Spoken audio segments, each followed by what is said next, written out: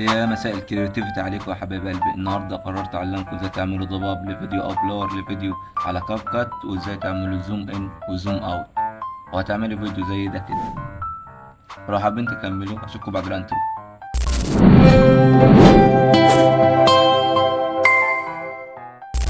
ورجعت لكم تاني يا حبايب قلبي. بص، هندوس على امبورت على طول ونخش على المقاطع اللي عندنا. الفيديو اللي احنا عايزينه هننزله هنا.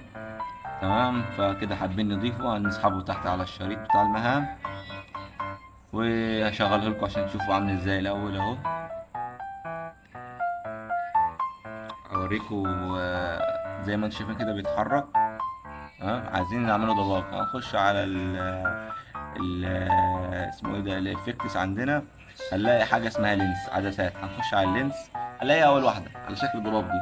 هندوس عليها كده، هندوس على علامه الزائد اضافه. هتضاف معانا عادي جدا جدا جدا، وهنتحكم فيها من هنا بقى في الوضوح بتاعها. يعني كميه الضباب اللي هنزودها على حسب ما احنا عايزين بقى. بص كده، يعني 100% كده بننقص براحتنا على حسب ما احنا عايزين برضه.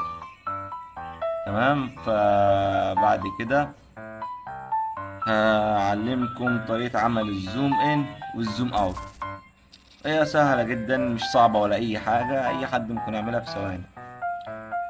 اول حاجة هندوس على، نحط زي نظام نويز كده على جنب، اللي هي النقطة البيضاء اللي تحت دي، وهنكبر على المكان اللي احنا عايزينه. نعمل مثلا على راسه كده يعني. وبعد ما نخلص كده هنحط نويز تاني. وبعد كده هنصغر، نرجع الفيديو زي ما كان في الأصل، نخليه على 100 عشان يبقى الفيديو مظبوط على المساحة بتاعته القديمة.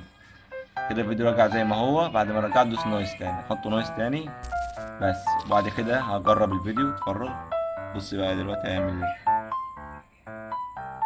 دلوقتي عمل زوم ان للنقطة اللي احنا عملنا له، لحد النقطة اللي احنا عملناها.